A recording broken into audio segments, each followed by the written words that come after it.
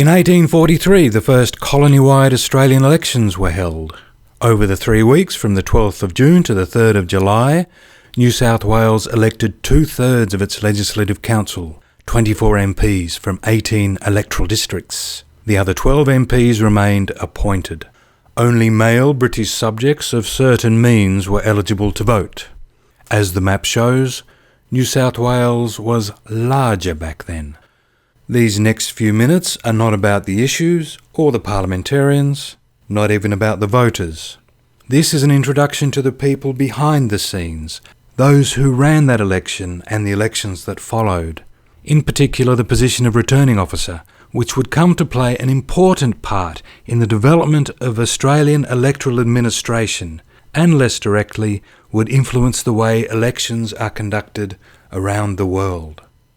As with most ways of doing things in the colonies, the procedures for carrying out elections were adopted from English practice, and that meant the apparatus laid out in detail in the United Kingdom 1832 Reform Act and amendments over the next decade. The Reform Act is remembered mostly for expanding the franchise, that is, who could vote in the mother country, but it also detailed, step by step, the procedure for constructing an electoral roll. Until then, there had been no rolls. It also stipulated who would be returning officers, the people who conducted the taking of the vote. So that's what we inherited. This chart shows the way the Reform Act influenced the running of elections here. As each Australian colony began holding elections, it generally looked not to the other colonies, but to the mother country. Back home in England, local councils were deeply involved in the running of elections. They constructed the rolls and took the votes, and this is still the case there today. There were no such things in Australia. The closest we had were police districts, and so New South Wales police constables constructed the electoral rolls in their districts for their portions or portion of electoral districts.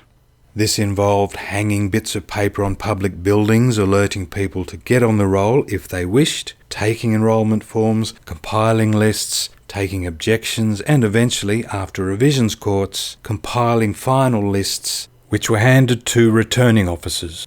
Returning officers conducted the actual election and returned the writs on which they had written the name of the successful candidates to the governor, hence their name.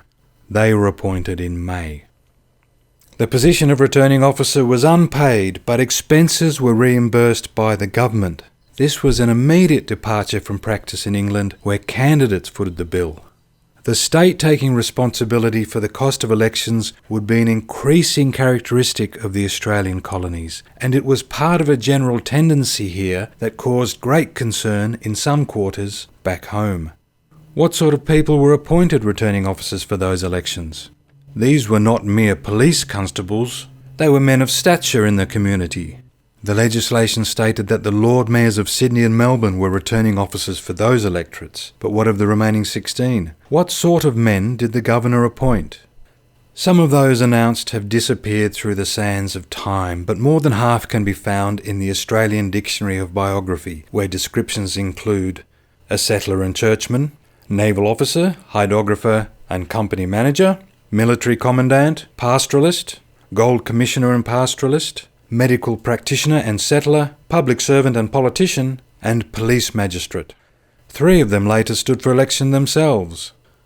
As over the next half-century until Federation, Australian parliamentarians and public servants innovated and experimented and involved the government more and more in the running of elections. For example, in 1856, someone came up with the idea of returning officers supplying to voters ballot papers containing names of candidates. Madness, expensive, red tape, typical of the colonies, they complained back in London. As they implemented this and more and struggled to cope with the growing demands and cost of the universal male franchise, they put in place a series of world firsts in professionalised electoral administration independent of political interference. It was across and down in South Australia that this action mostly took place in the second half of that century, and it was driven by returning officers there. But that is a story for another day.